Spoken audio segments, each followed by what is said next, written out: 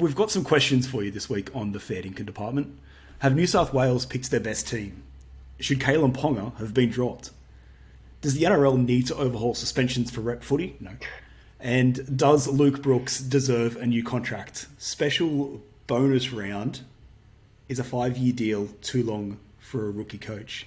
Outrage, there's certainly plenty of it here on an Origin squad naming Monday. We're going to decide if it's real or ridiculous. I'm Chris Danks. Opposite, we have Liam O'Loughlin. We are the fair dinkum department. Welcome to another week of it.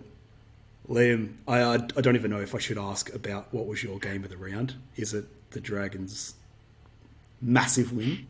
Yeah, that was a game that took too many years off my life, I think. Bit of a roller coaster of emotions at Cogra Oval, but fantastic game of footy. The Dragons played really well. First game for interim coach Ryan Carr.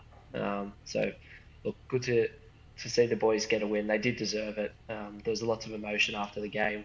Benny Hunt made mention of that in the post-game press conference. So it's all well and good to get the win, but they're now on the bottom of the ladder after a few other teams pulled off some upsets in round 12. What was your game of the round?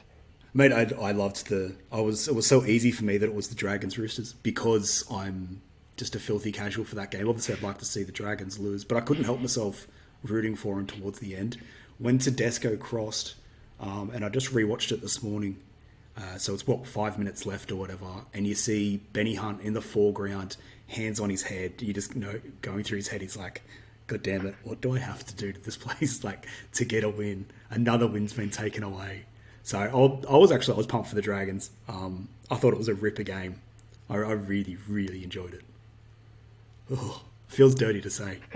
But all of that is a bit of nothing now because Origin's been announced. I woke up this morning. I looked through the address book of everyone who works at Sporting News. Remembered that there's a Queenslander working with us. Thank God he's not working today. And I guess I'm just going to despise him for the next 6 weeks. This is my favourite time of the year. I'm so excited. Let's get into it. New South Wales Origin team selections. Freddie's unveiled his for the series opener. As always, it was a bit of a shit fight, as Origin squads are. Pangai Jr. in, Hudson Young in, Nico Hines in. What was probably the biggest surprise for you? Oh, the biggest surprise, 100%, without a doubt, Tavita Pangai Jr. His name had not been mentioned in Origin discussions for it feels like 4 or 5 years. And Sunday night, everyone assumed Jake Trbojevic was going to be playing. He got through the Manly game seemingly unscathed in a huge win for them. That was a massive win down in the nation's capital. And he's obviously called Brad Fittler and said, look, McCarthy's still not 100%. I'm going to withdraw myself from selection. And out of all players, Tavita Pangai, who was fantastic for the Bulldogs on Sunday afternoon in their win over the Titans, has parachuted his way into the Origin team over some guys that were perhaps a little bit more deserving of a spot just based on their form throughout the season as opposed to one game against the Titans. But look, Hudson Young wasn't a surprise at all for me. I've been singing his praises for quite a while and he's been tremendous this year. And Nico Hines possibly could have been in the starting team, but he finds himself on the bench. What about yourself? Do you think Nico should have had the starting spot, or do you think Jerome Luai's done enough to hold on to it? I think he's done enough to hold on to it. I'm a big fan of combinations at Origin level. Whatever makes Nathan Cleary sing is what's best for the team. I don't know if I'd have Hines as my 14. I know he covers a lot of positions in the backline, but so does everyone in the backline. It's a backline of playing fullbacks. I don't know. There's also I can't discount. There's also a small part of me that's like, you know what? Let's just have no Cronulla Sharks players in Origin. So I don't know. But I went to Vita Pangai Jr.'s name was read out. It was such a shock to me. I hadn't even considered it. I'm still a bit confused. If it's supposed to be a like for like, or they went, we want a firebrand. Let's go Hudson Young, and they're like, wait a minute, I want another one. And I don't know. I thought Totola probably would have been a chance. Yeah, he's been in really good form, Tavita Totola. Obviously, there are a few people on social media, myself including, wondering if Freddie's hit the wrong phone number on Sunday night. But obviously, that wasn't the case. Jack de Belin was the other one that was mentioned. according to the Sydney Morning Herald, his name was thrown around, and they even went as far as New South Wales selectors and team staff calling the Dragons to see if he got through the Friday night game unscathed, because he's been in really good form for the Dragons despite their recent form. But obviously there'd be a bit of controversy if he was selected. But if you wanted a like-for-like replacement for Jake Trbojevic in the front row, he was probably your guy. Dave Clemmer, for whatever reason, his name never gets thrown up, but his numbers on a week-to-week basis for Newcastle last year and the Tigers this year are as good as almost any prop in the front in the entire competition outside of Payne Haas. So I'm surprised his name wasn't mentioned. But yeah, De Belin probably would have been the one for me once Jake Trbojevic was ruled out. And then also we've got Frizzer, who's back in the side. I don't know what they're going to do, if they're going to bring him off the bench. I don't love that. The Fox, who's back, fantastic. Latrell, Turbo in the centres. We did speak about Tom a few weeks ago, whether it was worth it. I was pretty staunch that they shouldn't take the risk on him. I'm hoping I'm now wrong. That would be sick. But obviously you do have Campbell Graham, who's the 18th man, so not the end of the world. However, I guess the big question is, real or ridiculous, this isn't New South Wales' best team. No, not even close. In my opinion, they've bungled a few selections here, and I know Tommy played well yesterday for Manly, but throughout the year there'd been a lot of concerns over his fitness. He did play well against the Raiders, but he still didn't look at 100%, maybe closer to 85 or 90. But Campbell Graham, South Sydney losing, and then Manly pulling off that performance and Turbo scoring 3 tries, and then the Fox obviously coming back and getting through his first game back from injury unscathed was the nail in the coffin for young Stretch. But I'm sure his time will come in the Origin arena. But yeah, some of the other selections, like Liam Martin's 2 games back from a tricky hamstring injury, and he's only been coming off the bench. Tyson Frizzell was a strange one as well. He kind of wasn't really being spoken about until about a week ago, and now he's on the bench, I believe. So there is some interesting selection decisions from Brad Fittler, as there always is. Always in game 1 as well. And, especially for this year, it's a extra spicy because you do have game 2 at Suncorp. Yeah, they have to win this first game, New South Wales. If they lose this first game, series over, because the Queensland team on paper is better than New South Wales right now, and having game 2 in Suncorp is such a huge advantage for them. So this is a must-win game, and he's pulled a few rabbits out of his hat. Didn't pull Campbell Graham or Damien Cook out of his hat, but some other rabbits instead. Just on the Damien Cook one, are you happy with one hooker? No, not really. Api Koroisau hasn't played 80 minutes all year, and Damien Cook plays 80 minutes every week. He's been in better form the whole year. So back on your point about Nico Hines, I know he can cover more positions, but for me, I probably would have just played both hookers. I would have had Cook off the bench. But that's just me. Nico can obviously probably slot into hooker, or they could possibly move Jerome Luai there during the game, but I probably would have gone with Cook on the bench. But I'm happy with Appy starting. We were speaking this morning, we're just about to get into Queensland Origin team selections, but in a moment of madness I said this is probably the first time since I can remember, even during the Queensland streak, where I looked at the teams on paper and thought, I don't see it happening for the Blues. And I think I've got pretty good reason for that. So we've got massive news, obviously. Ponga out, Gay Guy out. My anytime try scorer with no Gay Guy is just, I don't even know what to do now. Kafusi suspended, Papali'i retired, Fafita, Flegler, the Hammer back, and Walsh set to debut. I don't even want to talk about the death in the forwards because it's disgustingly deep. This is a really, really dangerous Queensland team. As New South Wales supporters, we should be a little bit worried looking at this team on paper. Yeah. Last year, they were the outsiders in the series, and Billy Slater came in his first year as coach. He blooded a lot of players, and now their team on paper compared to New South Wales, I think pretty much everyone would agree is a lot better, especially in that forward pack, the amount of depth they've got. You only have to look at the names that aren't playing. You look at Kafusi, and obviously Papali'i's just retired. Christian Welch is 19th man. Mo Fotuaika, really good for the Titans this year. He's been back to his best footy. Jermaine Hopgood has obviously been a shining light for the Eels this year. Corey Horsburgh has been fantastic, and I was surprised he wasn't included in the squad. Jaden Sewer has come back from injury in the last couple of weeks. He played really well on Friday night. He's been there before as well. They had plenty of options in forwards, Queensland, and the team that they have selected, and especially that bench with Tino and Cotter and Arrow and Harry Grant on the bench.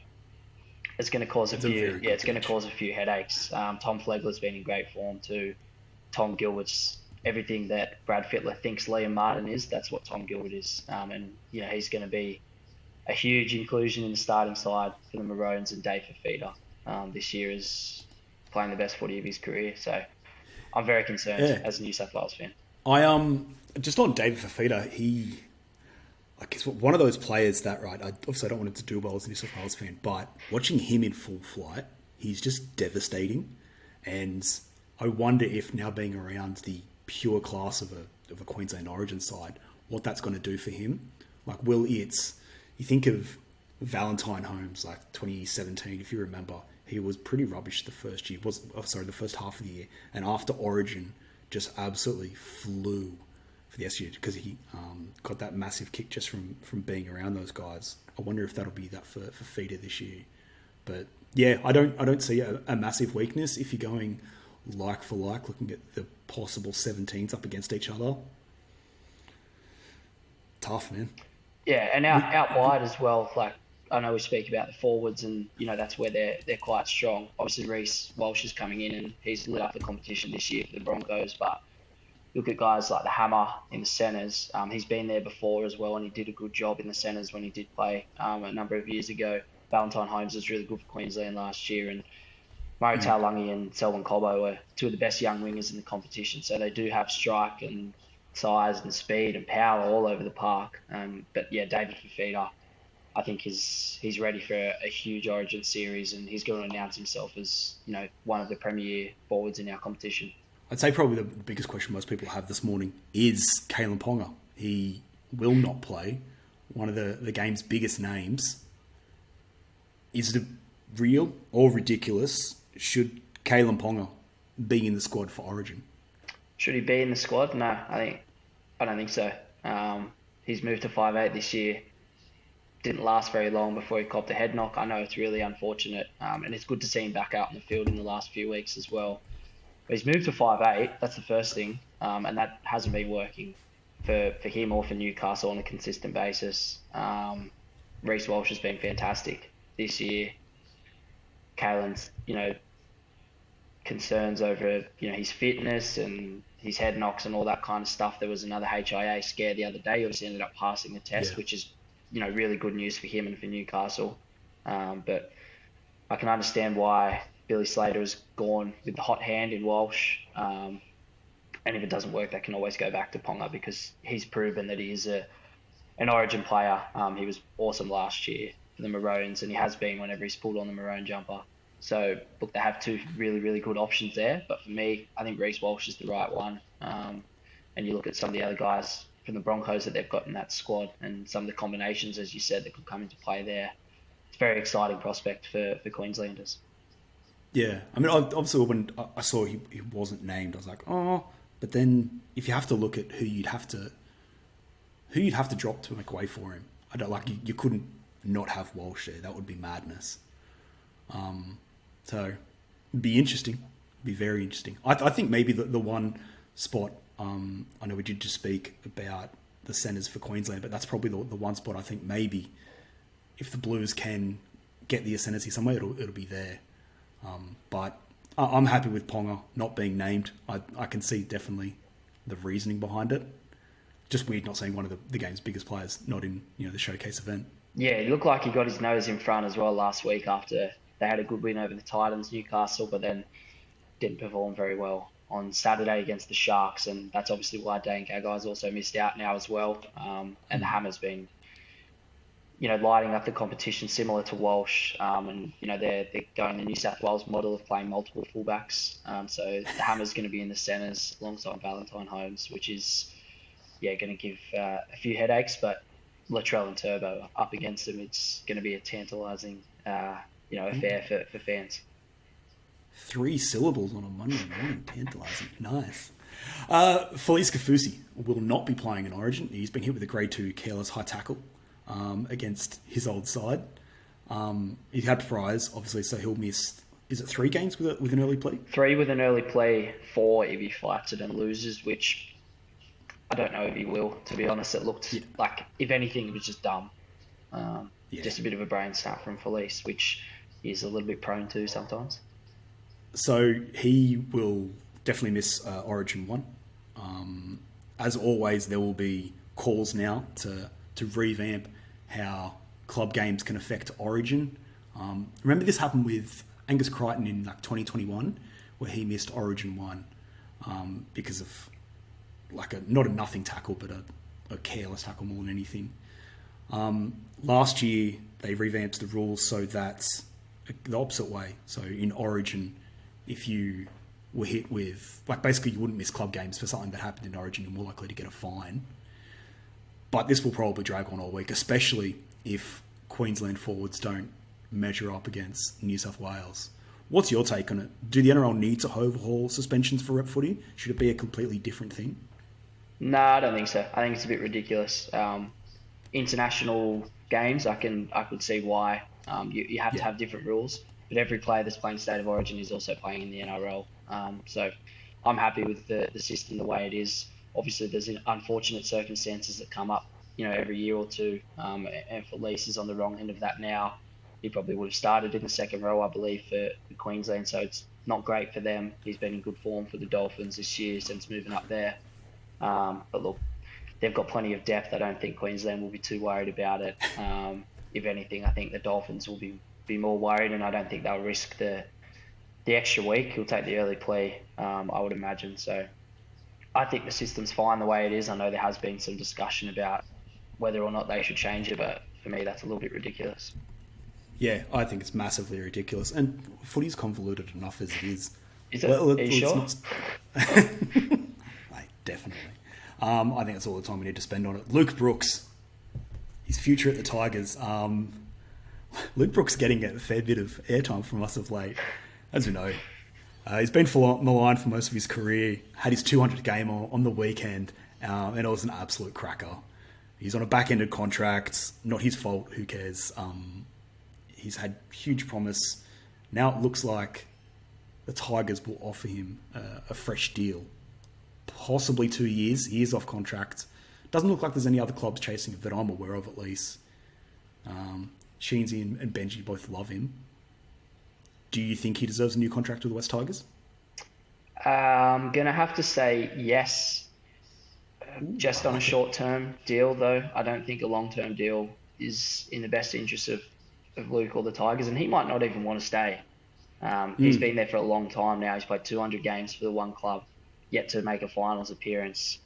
He's copped a lot of backlash over his career at the Tigers. I know he had a really good game the other night in his milestone game, and it was good to see him enjoying his footy and, the Tigers playing well and racking up some points like it was 2005 all over again. But for me, he's had so many opportunities, and now giving him a fresh, 2, possibly 3 year deal, not a wise business decision for mine. I know next year, Adam Dwyer, he's out for probably the entire season or close enough to, with another ACL injury, which is really tough for him. But I don't know who else is on the market. They've missed out on Sean Johnson, so now they are looking at holding on to Brooks. I guess it's because there's not enough quality players out there on the market, and they just need something to keep them ticking over until they've got some kids coming through their pathways ready to, take on the NRL.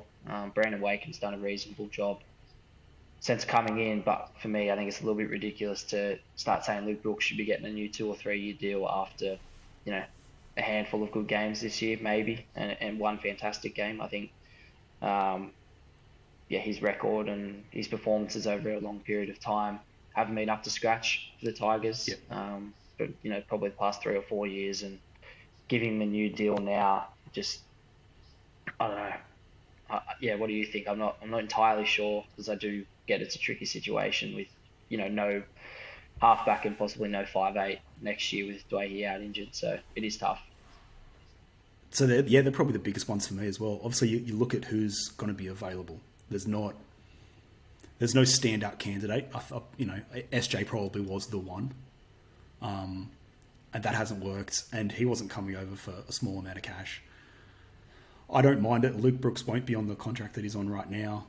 I think 2 years isn't particularly long, especially because they'll probably have get-out clauses both ways. No way. I think it's a good option. Genuinely, I think it's a good option. If they're going to try to build something at the West Tigers and they want some kind of stability, I don't think bringing in a new half when you have no 5'8" is the way forward. So I'm all for it. Fair enough. We'll look forward to see how it goes. He was asked about it the other night, and he even said, "Look, I don't know if I want to stay." So yeah, it probably does go both ways. But yeah, look, it's good to see him enjoying his footy, and whatever happens. I'm sure he'll get picked up by another club if he does look to leave the Tigers. Obviously, the Raiders will have money in the cap and a position open in the halves for next year, so they'd be the logical one if he wanted to move down to the freezing cold of Canberra, which he might not. But yeah, look, wherever he lands, hopefully we see Luke turning his career back around as he approaches that 30-year-old mark, which is where playmakers usually tend to hit the prime. Yeah, I wouldn't mind seeing him at the Raiders. That's not a bad shout at all. If he can handle the cold, I would love to see him run around for the milk. Finally, Jason Ryles, 5-year deal.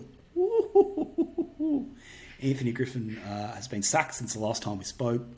Ryles going for a 5-year deal. Dragons, obviously, they won on the weekend. Great win over the Chooks. Ryles wants 5 years. Seraldo got 5 years at the Dogs to try and fix things. That's a lot. 5 years is a very long time for a rookie coach. Is 5 years too long, though, for a rookie coach? No, I don't think so. If you think he's the right man for the job and you're a club that's been struggling for as long as Canterbury or St George Illawarra have been, I don't see why not. If you think he's the right man for the job, it shouldn't matter if he's a rookie or he's coached 400 or 500 games. Yeah. If he's your man and he's who you want to invest in long term, because they can't get this coaching appointment wrong, St George. If they get another coaching appointment wrong, there's just going to be so much uproar and there'll be question marks over the future of the club just for the amount of stuff that goes on behind the scenes and all the off-field dramas they've had, the on-field struggles they've had. They need to get this right, and if they think Rylesy is their man, give him 5 years, because it'll take 3 years just to fix the roster and implement what systems he wants. I know he's gone to the club and spoken about an overhaul in the football department. He wants possibly a new head of football to replace Ben Harron. I know Shane Richardson's name has been thrown around. He's been in some preliminary talks with the club about coming in either as a head of football or a head of recruitment or possibly even CEO. Nathan Brown's another guy that's been spoken about. He obviously has a good relationship with Rylesy from when he was coaching him back in the mid-2000s when Rylesy was playing for the Dragons. So there's some options there to bring in some smart, experienced football heads above a rookie coach, similar to what we've seen at Canterbury.